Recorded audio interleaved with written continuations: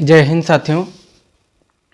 आज की मैं खबर जो आपको बताने जा रहा हूँ, हमीरपुर में शादी के 7वें दिन दुल्हन की दर्दनाक मौत की पूरी कहानी के बारे में मैं बताने जा रहा हूँ।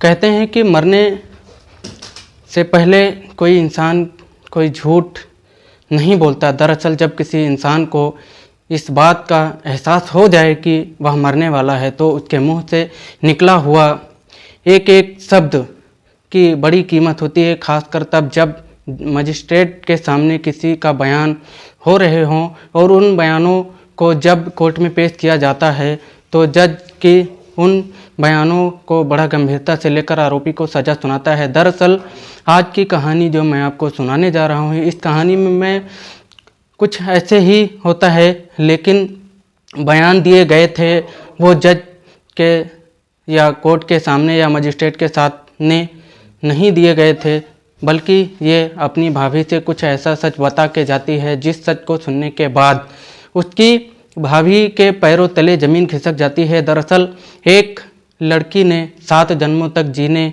मरने अपने पति के साथ कसम खाई थी, लेकिन अपने पति के साथ महज 7 दिन तक ही जिंदा रहती है। लेकिन सातों दिन उसको एक एक पल को कितनी मुश्किल से जिया होगा, शायद आपको इस बात का अंदाज़ा भी नहीं होगा। दरअसल उस लड़की ने जो हुआ था उसके साथ वो वाकई बहुत भयानक होता है। इस कहानी को मैं सुनाने के बाद शायद आपको सुनने के बाद ऐसा लगेगा कि कोई पढ़ा लिखा इंसान ऐसा कदम नहीं उठा सकता, जबकि वो व्यक्ति कदम उठाता वह पेशे से इंजीनियर होता है।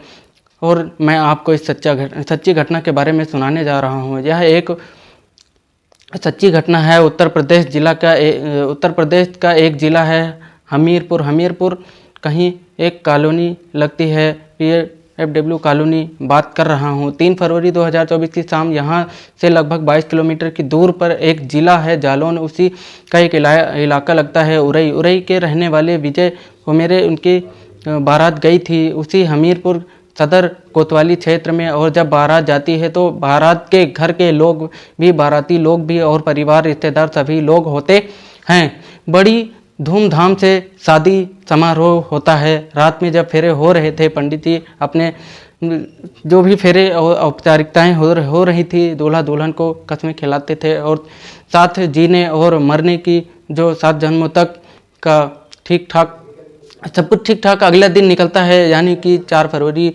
2024 को दुल्हन को खुशी खुशी विदा कर दिया जाता है। जब वह दुल्हन विदा हो रही थी तब लोगों में बड़ी खुशी की लहर थी कि क्योंकि सब जो किया था उसके लड़की के भाई ने किया था। भाई की वो ऐसा बहन थी, इकलौती बहन थी, क्योंकि माता पिता पहले ही मर चुके थे। बहन को बड़े नाजुक से पाला था, लेकिन उसकी उम्र लगभग 35 साल के आसपास हो चुकी थी।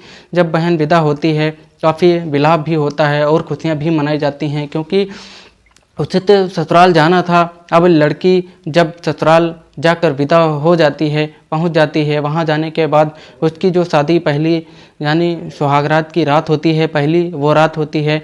उस रात उसकी इतनी भयानक होती है, लड़की से बात की कभी कल्पना नहीं की थी। दरअसल बताते हैं जो दूल्हा होता है वो सॉफ्टवेयर इंजीनियर होता है, उसकी उम्र लगभग 35 साल के आसपास होती है। शायद स्टेज की वजह से उसे खुद पर भरोसा नहीं था, तभी अपने दोस्तों से ऐसा मशवरा लेता है जो उसे शायद नहीं लेना चाहिए था।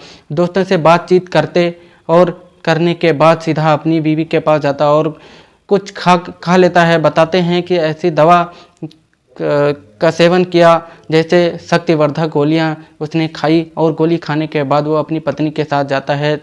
उसके साथ सुहागरात मनाने की कोशिश कर रहा था, लेकिन पूरी रात निकल जाती है। वो अपनी पत्नी के साथ कुछ इस तरह इतना गंदा और घिनौना कृत्य करता है जैसे कि कोई हवस का पुजारी होता है, किसी लड़की या किसी महिला के साथ बलात्कार करता है। पूरी रात वो अपनी बीवी के साथ कभी प्राकृतिक कभी अप्राकृतिक यौन संबंध बनाता है। और जब पत्नी ने विरोध किया तो ये सब क्या कर रहे हो, तो उसने अपनी पत्नी को पहली ही रात में उस दरिंदगी से उसको पीटा और डांटा मारा। लेकिन वो जब उसकी हसरत पूरी नहीं हो रही थी तब तक वो उसके साथ ऐसे ही गंदे घिनौने कृत्य करता चला जाता है। पहली रात ही पत्नी विरोध भी नहीं कर पाई पत्नी का नाम दरअसल आरती उमेरे होता है। आरती उमेरे इस बात का विरोध नहीं कर पा रहे क्योंकि पहला ही दिन है ससुराल। कुछ कहेगी तो शायद किसी को बुरा भी लग सकता है और कहते हैं कि यह सब एक प्रिय होती है और उन प्रक्रियाओं से गुजरना ही पड़ता है। अगला दिन निकलता है। दिन निकलने के बाद वो उसकी तबीयत थोड़ी बिगड़ने लगती है, उसे उल्टियाँ होने लगती हैं। वह समझ नहीं पा रही थी उसे हुआ क्या है। एक फॉर्मेलिटीज के तौर पर वह छोटे मोटे डॉक्टरों को बुलाकर दवाइयाँ दिलवाई जाती हैं। दिलवाकर जब एक और रात आती है, दूसरी रात आती है। दूसरी रात में कुछ उसके साथ ठीक वैसे ही होता है जैसा पहली रात हुआ था। दूसरी रात में शक्तिवर्धक गोलियों का प्रयोग किया गया और उसके बाद फिर उसके साथ वही शारीरिक संबंध बनाए गए। उसने विरोध भी किया, विरोध कुछ काम नहीं आ रहा था। उसके साथ जैसे घिनौना कृत्य, गंदा कृत्य, प्राकृतिक अप्राकृतिक के साथ यौन संबंध बनाए गए और उसको बुरी तरह से प्रताड़ित भी किया। दूसरी रात भी उसकी हालत बिगड़ने लगती है, वह परेशान होने के लगती है।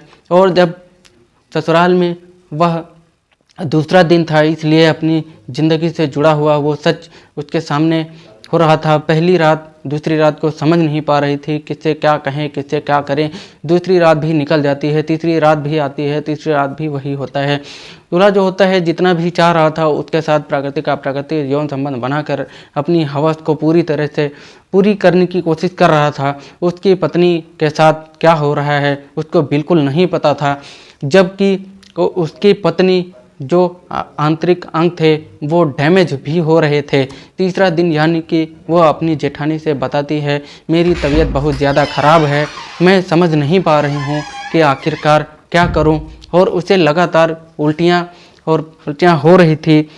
किसी छोटे मोटे डॉक्टर को दिखाया लेकिन उसे कोई आराम नहीं मिलता है। उसकी जेठानी भी होती है, जेठानी लड़की के मायके वालों को सूचना दी जाती है, तुम्हारी बहन की तबीयत बिगड़ रही है, समझ नहीं आ रहा है आखिर बात क्या है, उसे आकर देख लो और हो सके तो कहीं और अच्छी जगह इसका इलाज करवा दो।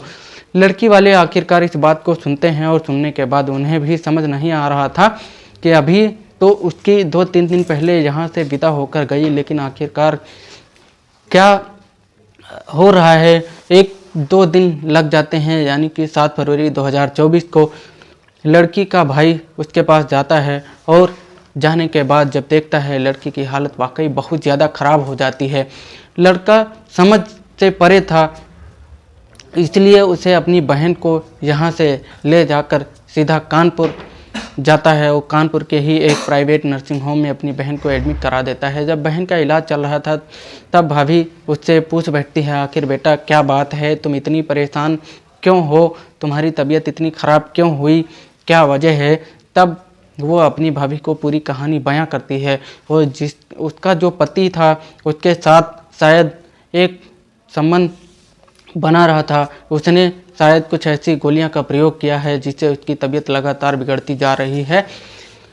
उसने उसके साथ प्राकृतिक और अप्राकृतिक हर तरह से साथ संबंध बनाए। डॉक्टर ने इलाज तो शुरू कर दिया था 8 फरवरी 2024 को, और इलाज जब शुरू होता है तो जैसे जैसे वक्त आगे बढ़ रहा था वैसे वैसे उस लड़की की हालत तबीयत ज़्यादा बिगड़ती जा रही थी। वो समझ नहीं पा रही थी कि आखिर हो क्या रहा है। डॉक्टर भी नहीं समझ पा रहे थे आखिरकार उसके साथ हो क्या रहा है। तभी एक डॉक्टरनी उसके साथ रहती है और डॉक्टरनी भी समझने की कोशिश कर रही थी।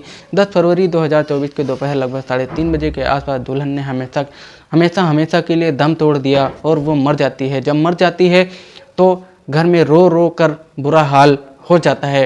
फिर मीडिया वालों के पास तो ये बात जब पहुंच जाती है तो मीडिया वाले उस डॉक्टरनी से बातचीत करने की कोशिश करते हैं, आखिरकार उसके साथ हुआ क्या है।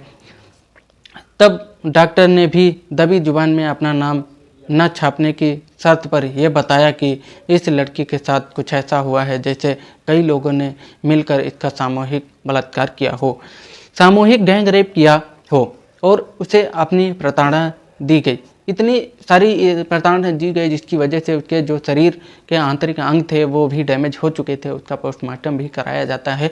जब ये सब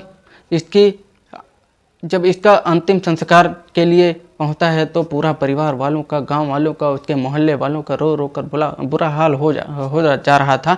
लोग सोचने पर मजबूर हो जाते हैं। जब भाभी के सामने मीडिया कर्मी ने अपना कैमरा लगाया, उससे पूछा क्या बात है, क्या आप बता सकते हैं? तब उसने बताया कि पति ने कुछ शक्तिवर्धक गोलियां खाने के बाद उसके साथ शारीरिक संबंध बनाए थे, जिसकी वजह से उसकी ननद की हालत बिगड़ती चली गई और उसका इलाज करा देते तो शायद जिंदा होती।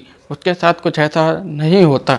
जब उस लड़की जब ये लोग कहने लगे तो लड़की वाकई बहुत अभागी थी। पहले तो उसके माँ बाप मर चुके थे, हालांकि भाई ने पूरी ईमानदारी के साथ उसकी शादी की, बड़े लाड प्यार से उसे पाला पोसा, सब कुछ किया, लेकिन उसके साथ इसने जीने मरने की कसमें खाई थी।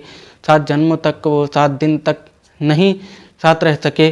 तो जो भी हुआ वह वाकई बहुत भयानक था। इस घटना के बाद लोगों को यकीन नहीं हो रहा था कि एक दूल्हा अपनी दुल्हन के साथ आखिरकार ऐसा कदम कैसे उठा सकता है। हैरान करने वाली बात तो यह है कि जब मीडिया में यह बात, एक खबर प्रकाशित होती है तो उसे पता चलता है, पता ही नहीं ऐसे कौन से दोस्त होंगे, किस प्रवृत्ति के दोस्त होंगे जिन्होंने यह सलाह मशवरा दी कि वो शक्तिवर्धक कैप्सूल या गोलियां खाकर अपनी पत्नी के साथ सुहागरात मनाए। हैरान करने वाली बात यह है, वह पढ़ा लिखा इंसान जब ऐसे कदम उठा सकता है। यदि उसे कुछ दिक्कत थी, कुछ गड़बड़ी थी तो किसी डॉक्टर से सलाह मशवरा ले सकता था, लेकिन ऐसे उदंडी टाइप के दोस्तों के पास जाने के पता नहीं क्यों उसकी क्या ज़रूरत पड़ गई। बहुत जो भी होता है वो बहुत गलत होता है, लेकिन मीडिया में यह भी बात प्रकाशित हो रही थी। दूल्हा यह दावा कर रहा था कि उसकी बहन पहले से ही बीमार थी, बीमार लड़की से उससे शादी कर दी गई थी। लगातार जब इसलिए इसकी तबीयत बिगड़ती चली जाती है, पर उस पर तो बेवजह फिजूल इल्ज़ाम लग रहे हैं। अब कौन सच्चा कौन झूठा? हालांकि लड़की के भाई ने एसपी से तहरीर दी और एसपी के तहरीर देने के बाद इस मामले में जांच कराकर उचित कदम उठाने की बात कही है। अब आगे क्या होगा ये तो खैर जांच के बाद ही स्पष्ट हो सकेगा, लेकिन मीडिया में जिस तरह की खबर आ रही है वो वाकई अपने आप में हैरान करने वाली और परेशान करने वाली है। दोस्तों, इस पूरे घटनाक्रम को सुनाने का मेरा सिर्फ यही उद्देश्य किसी को परेशान करना नहीं है, किसी का दिल दुखाना नहीं है, बल्कि आप सबको जागरूक करना है, आपको सचेत करना है, आपको बताना है जिसके साथ 7 जन्मों तक जीने मरने की कसमें खाई थी, कम से कम उसके साथ तो इस तरह की गंदी हरकत करनी नहीं चाहिए थी। उसी के साथ किसी के साथ भी सोचने का भी मतलब पाप होता है। जिस तरह से उसने यह हरकत की थी, या कम से कम अब ऐसे कदम नहीं उठाने चाहिए। और जो भी हुआ वाकई बहुत भयानक हुआ, बहुत गलत हुआ। आप सब लोग अपना ख्याल रखें, सुरक्षित रहें। जय हिंद, जय भारत।